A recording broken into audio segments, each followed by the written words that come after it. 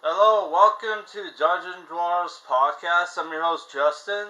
So for today's review, we're reviewing the 2006 comedy and the comedy family holiday movie Deck the Halls, which it's according to Tubi, which it's on Tubi by the way.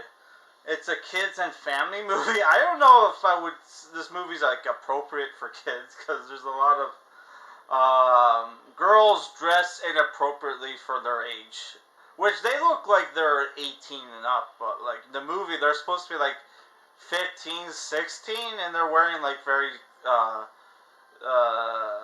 what's the PC term for? They dress like fox. Them hoes over there. So yeah, this movie is directed by John Whitesell. Never heard of him. Is he Native American? I don't know. The movie stars Danny DeVito, Matthew Broderick, Kristin Davis, Kristin. The movie's playing. What the fuck? Kristin Davis, Christian Chenoweth, and Alia Shawkat. Also, there's some cameo. I don't know if it's cameos or them working small roles, but like, some people from SNL are in the movie playing like small roles. Like the one guy whose name I always forget. The guy who was like the creepy Italian guy from Eurotrip, and he was in. He was the dude who created Portlandia with that one chick, right? I forget the guy's name. It's like it starts with an A. I don't remember. Yeah. So this movie, boy. So the movie takes place in New England. It's basically about you have this Matthew Broderick who is famous for being Ferris Bueller, right? And who in vacation in Ireland struck a woman dead in a car accident. Not allegedly, it happened, and he got like a slap on the wrist. But to be fair, people always give Matthew Broderick a lot of heat for that. But to be fair, he didn't know in England you drive on the left side of the road instead of the right side, right? And not England, in the UK, right? You drive on the left side, not on the right side. And a cop he pulled over to before the accident even happened. He pulled over to ask the cop for directions, or a guard as they're called, and the guard saw him drive off in the wrong lane and didn't think to go after him to tell him, "Hey, buddy, we drive on the left side over here." So, like, that was, if anything, it was that fucking cop's fault, in my opinion. Matthew Broderick is kind of innocent. But, like, in my opinion. Right. So, we finally unlocked Gallantmon in this, game. So, we're going to play as Gallantmon. I'll switch to him after the battle. Right. So the movie is about Matthew Broderick plays this dentist who's married with a chick, one of the chicks from Desperate Housewives. She's like a brunette, so whatever. You guys can look her up. She's like, she's decent looking in the movie. She's probably way out of Matthew Broderick's league. And they have two kids. One's a 10-year-old boy, one's like a teenage girl, apparently. Which, it's the chick from Arrested Development. Which, what was her character's name? Maddie in, like, Arrested Development. Right? Tobias and Lindsay's kid. Right? Which, yeah, she plays the daughter, right? And Matthew Broderick is basically the Christmas. He's a dentist, and he's basically the Christmas guy in town when it comes to Christmas. He's super enthusiastic about it, and like um, is put in charge of the Christmas Winter Festival that happens every year, right? So what ends up happening in the movie is that Danny DeVito moves in next door, who has a hot wife and 2 hot twins, which is no way they're 15. They're supposed to be 15 in the movie, right? And the mother, it's implied that the mom used to be a stripper, but it's like they never say that, but it's implied, I think. Right? There's Gallantmon. Holy shit. Look how huge the hazard shield is. Holy fuck, dude. They make him so huge in this game. Oh, he blocks with the hazard shield. That's fucking cool. I don't know if I like the shade of red, but you know, it's fine. It's fine. Right. So what happens in the movie is Danny DeVito plays a car salesman who, despite it's the thing where like he this is a new job for him. He has no. It's implied he doesn't have. This is the first time he's ever been a car salesman. Sells a car in the first five minutes at his job. The people there are betting on, like, play a prank on him where they send him to go sell a car to some guy, and they bet like $3,000 that he can't do it. And the bet's rigged because the guy they sent him to sell a car to is actually the owner of the dealership, right? Mr. Murray, right? And what happens? He actually does sell them a car, right? So that seems like bullshit to me, but whatever, right? And he's kind of he's this character that's like one of those people where, like, you know, he's kind of he's good at what he does, but he's not very motivated, right? And he's always talking to his wife that, like, you know, I need to find something that, like, you know, finally makes me happy, right? Which you can tell, like, oh, what's going to happen in the movie, right? He's going to realize his family is what makes him happy, right? Oh my god. So what happens is that his 2 hot daughters are spying on, like, hot guys' houses on My Earth, which is a Google Earth ripoff. Google Earth ripoff, right?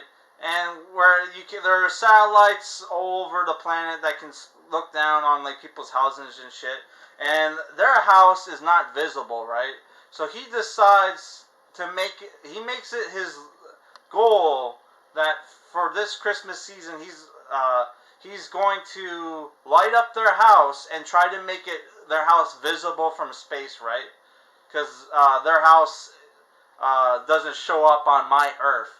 So this annoys the shit out of Matthew Broderick, because 1, he's the main Christmas guy in town, and 2, like, the lights are so bright, you know, he can't sleep at night, and then Danny DeVito starts, you know, playing music and stuff, right?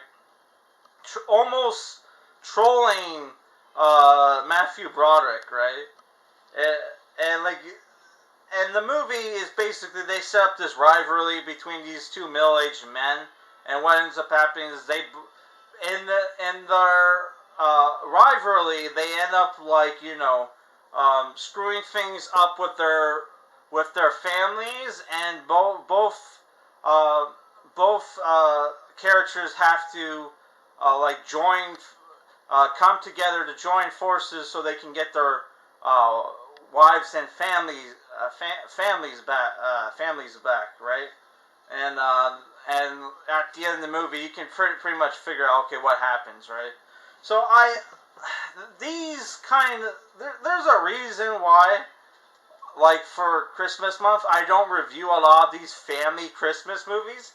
It's because, 1, I don't really like them, and 2, they're kind of it's the thing where, like, they're very hard for me to review because I'm very indifferent to them. I don't really like them. I don't really hate them. So it's very hard for me to review this movie. And I know this movie has been, like, featured on how did this get made, right? Because this movie's, like, so bad or whatever. Which I didn't think that this movie was bad. I would probably watch this over, like,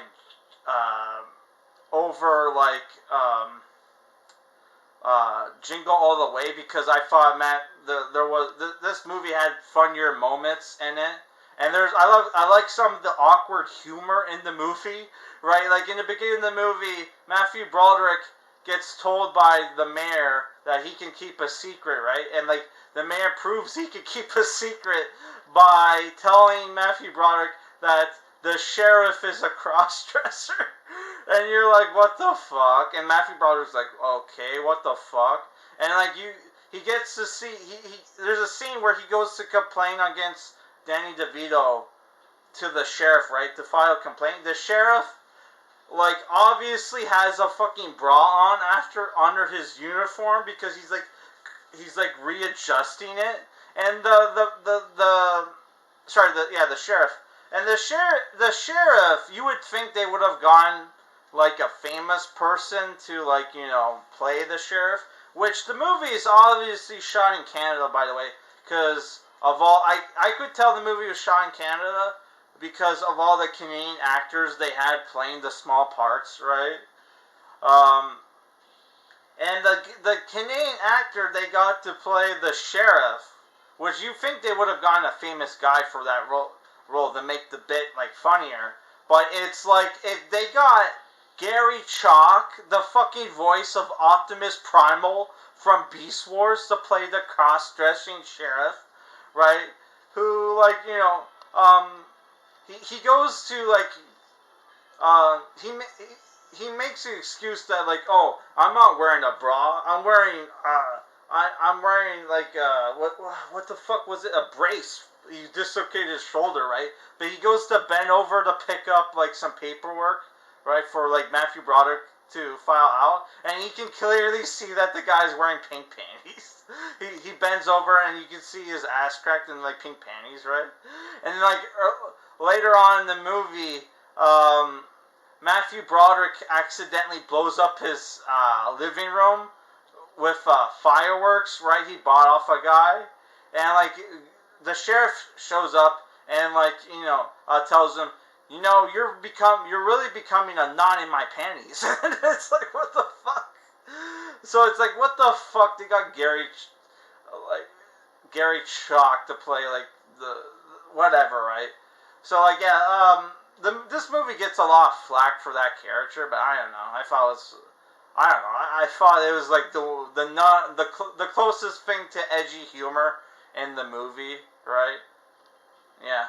So, like, I don't know. I thought this movie, there was some cool things in the movie, but overall, I did not enjoy it. Also, I forgot to mention, Cal Penn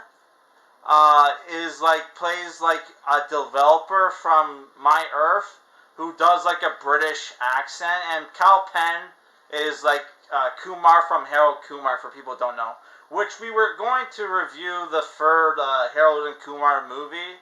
I don't know if we're going to do that this year. We will if we can, but I'm not 100% sure, right? Because I honestly don't really enjoy that movie that much. Right? Is it better than Harold and Kumar 2? It's hard to say, because Harold and Kumar 2 obviously had a budget, and, like, Harold Kumar 3 didn't, to the point where they had like a mirror from, like, College Humor in the movie. So it's like they were so desperate that they were like, let's get fucking we have no budget to hire real fucking actors in some of these small roles. Let's get fucking, like, a mirror from College Humor. Which Pete Holmes, who used to be in College Humor, was in a Christmas movie this year. I forget what. It was like some, like, Home Alone reboot or ripoff. I'm not, like, Home Sweet Home Alone, which I might try to review that movie. I don't know. But yeah, if I were to give this movie a rating, it's a 5 out of 10. For people, like, it would have been funnier if, like, Danny DeVito played more of like a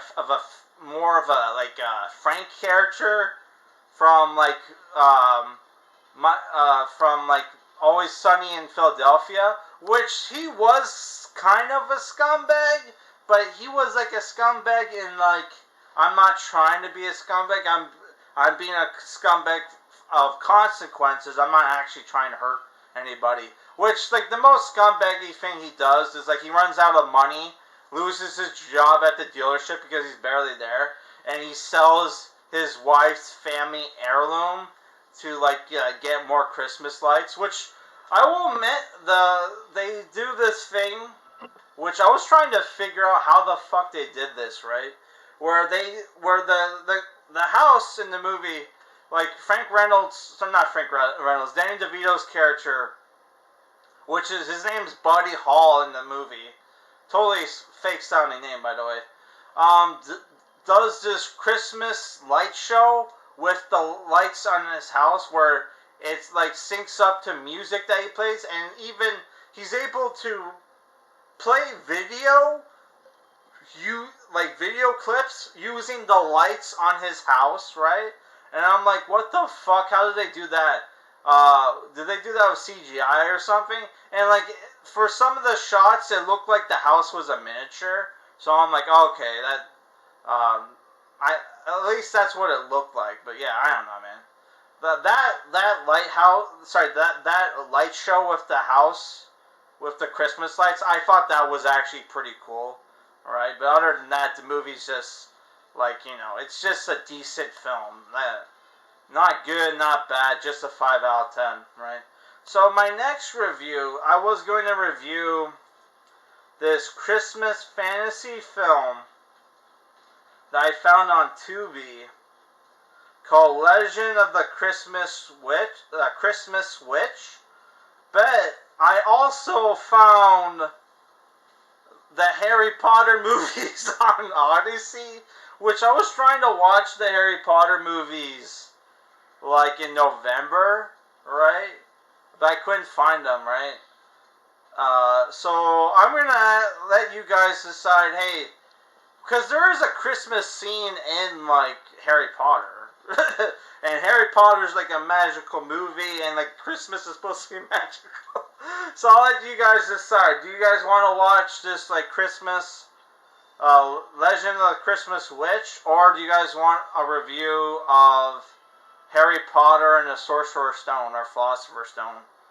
Let me know in the comments. Alright guys, that's it for this review.